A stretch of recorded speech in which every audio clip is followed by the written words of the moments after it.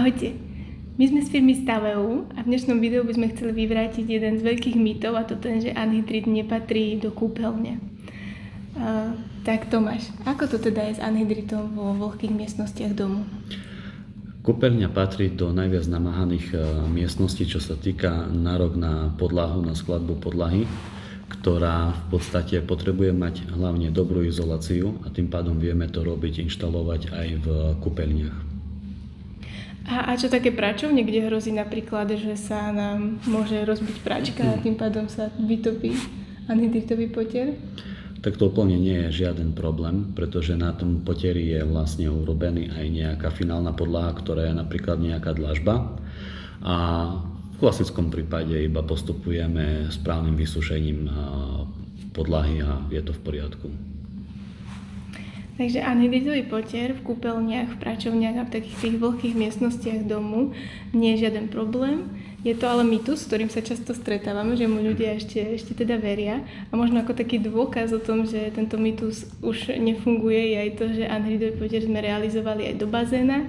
No už naozaj asi neexistuje vlhkejšie miesto v dome ako bazén plný vody. Dôležitá je naozaj dobrá izolačná vrstva. To je pravda, izolácia je vlastne veľký pilier toho, aby tá podlaha bola krytá od danej vlhkosti. Tomáš, tak keď si mi to takto pekne vysvetlil, mne to úplne dáva zmysel, ale prečo sa ľudia stále teda obávajú anhydridového potieru? Ľudia sa obávajú anhydridového potieru do kúpeľní, do týchto vlhkých miestností práve z toho dôvodu, pretože mýtus hovorí o tom, že vlastne anhydridový potier pri styku s vodou sa rozpáda, čo nie je pravda.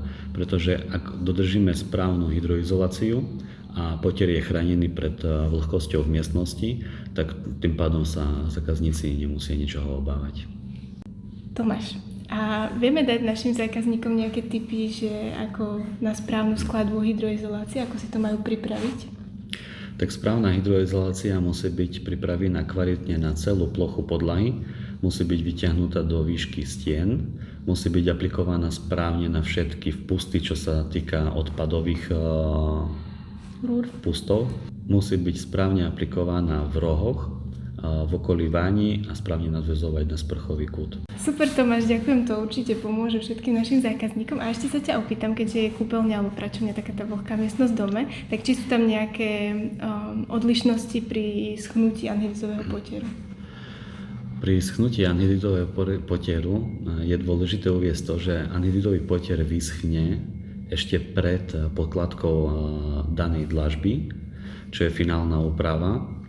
A čo sa týka schnutia po sprchovaní, ak myslíš, že je tam vlhkosť tej miestnosti, tak v podstate nie je potrebné riešiť ako nič iné ako klasické odvetranie otvoreným oknom alebo takto, lebo tá vlhkosť neprestúpi do potieru na základe dobre inštalovanej hydroizolácie. Tým pádom vlastne vysúšame iba ten povrch tej dlažby. Takže to také isté, ako keby sme mali akýkoľvek iný potier v dome. Presne tak. Tak, ste to počuli. Anhydridový potier je úplne bezpečné a v pohode riešenie aj do vlhkých častí domu, ako sú kúpeľne alebo práčovne, a vôbec sa ho nemusíte obávať. V prípade otázok nás môžete kontaktovať a ak máte záujem o realizáciu anhydridového potieru do kúpeľne, práčovne alebo celého vášho domu bytu, tak nás môžete kontaktovať tiež. Ďakujeme pekne a tešíme sa pri ďalšom videu.